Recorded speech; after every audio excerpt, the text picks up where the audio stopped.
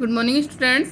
बेटा आज हम पाठ 9 सांख्य और शब्द है इसका रिवीजन करेंगे। तो सांख्य में सबसे पहले है मानसरोवर सुभर जल हंसा केली कराई, मुक्ता फल मुक्ता चुगे अब उड़त अनंत ने जाही।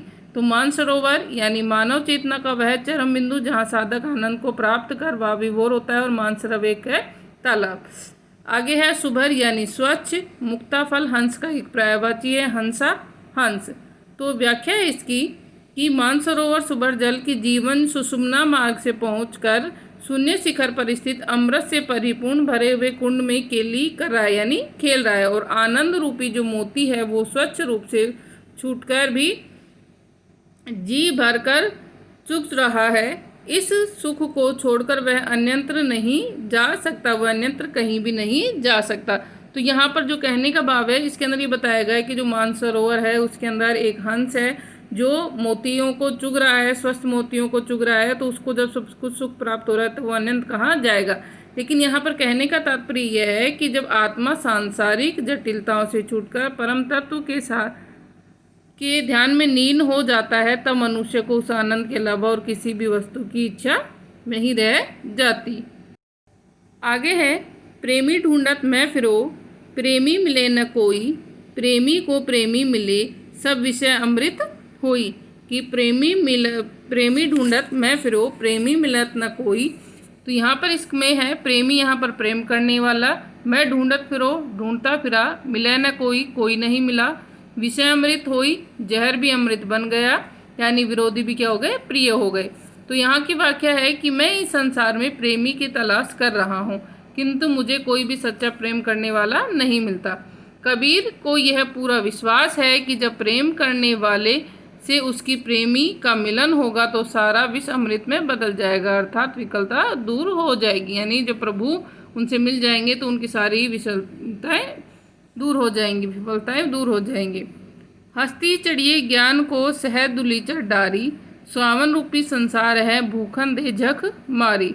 हस्ती चढ़िए ज्ञान को सहज गुलीचर डारी, सावन रूपी संसार है भूखन दे झक मारी। तो यहाँ पर हस्ती मतलब हाथी, सहज शब्द का प्रयोग कबीर जैसे ज्ञान मार्गी कवियों के लिए किया है। दुलीचा आसन, स्वान यानी कुत्ते, भोंकने दो, भूखन दो, झक मारी जबरदस्ती। तो यहाँ पर कह गए हैं हस्ती चढ़िए ज्ञान को कि हे मनुष्य तुम ज्ञान के हाथी पर चढ़ना, लेकिन सहज का दुलीचा डाल करके तुम ज्ञान के हाथी पर चढ़ना, कि ज्ञान रूपी हाथी पर चढ़ना। जिस प्रकार से हाथी बड़ा होता है वैसे ही तुम्हारा ज्ञान भी विशाल हो, लेकिन सहज दुलीचा डारी, लेकिन तुम्हारा स्वभाव कैसा हो, सहज हो, क्योंकि यह संसारिक कुत्ते के समान है जो अवसर पाकर अनायासी भोगता है।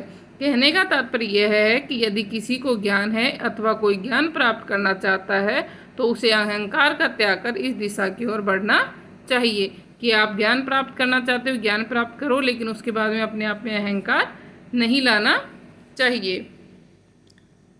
पखा पखी के कारणे सब जग रहा भुलान, निरपक होई के हरि भजे सोई संत सुजान।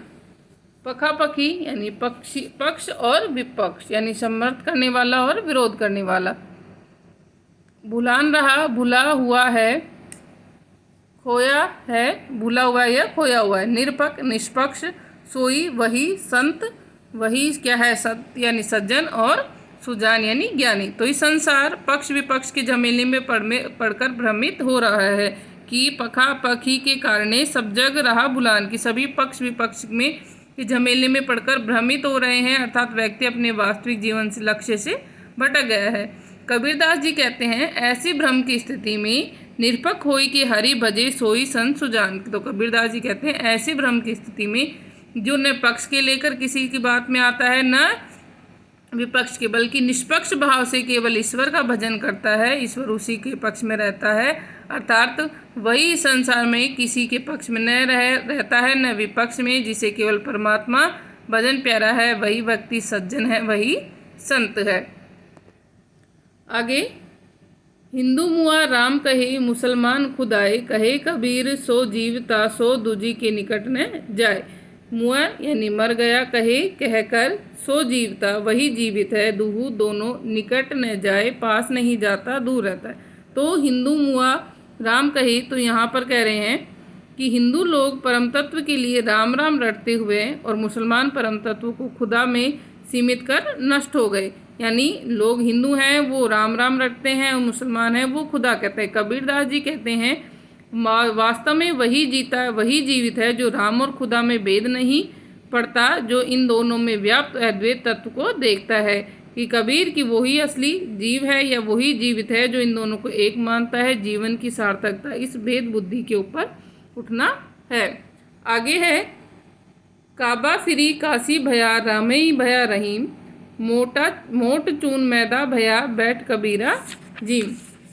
तो इसमें है आपके कि काबा यानी जो मदीना और मुसलमानों का जो तीर्थ स्थल है वो, काशी हिंदुओं का तीर्थ स्थल, मोटा चून बैठकर जीम भोजन कर रहा। तो यहाँ पर संप्रदाय के आग्रह को छोड़कर मध्यम मार्ग को अपनाने पर काबा काशी को जाता है और राम रहीम बन जाता है। यहाँ पर बताया है कि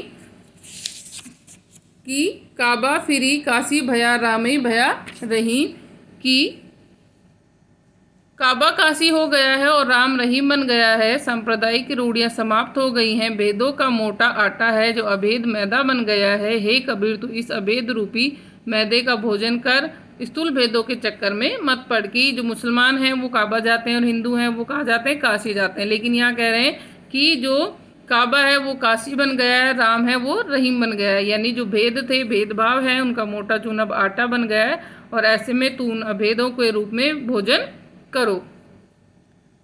ऊंचे कुल का जन्मिया जो करनी ऊंच न होए, सुब्रन कलश सुरा भरा साधु निंदा सोए। ऊंचा कुल यानी अच्छा खानदान, जन्मिया यानी पैदा होना, करनी काम, सुब्रन कलश सोने का मटका, सुरा शराब, साधु सज्जन, निंदा करने वाला। यहाँ पर कह रहे हैं ऊंचे कुल का जन्मिया जो करनी ऊंच न होए, कि यदि मनुष्य के कार्य ऊंचे नहीं होते तो ऊंचे कुल में जन्म लेने मात्र से कोई श्रेष्ठ नहीं होता। जिस प्रकार से सुब्रन कलश सूरा भरा, जिस प्रकार से सोने के पात्र में अगर हम शराब भर देते हैं तो उस साधु लोग उसकी निंदा ही करते हैं, ठीक वैसे ही कुल की श्रेष्ठता का गर्व करने वाला यदि नीचा कर्म कार्य करता है तो समाज उसकी निंदा ही करता है। वहाँ कुल की श्रेष्ठता का कोई महत्व नहीं है, बल्कि वहाँ पर काम की श्रेष्ठता का महत्व है।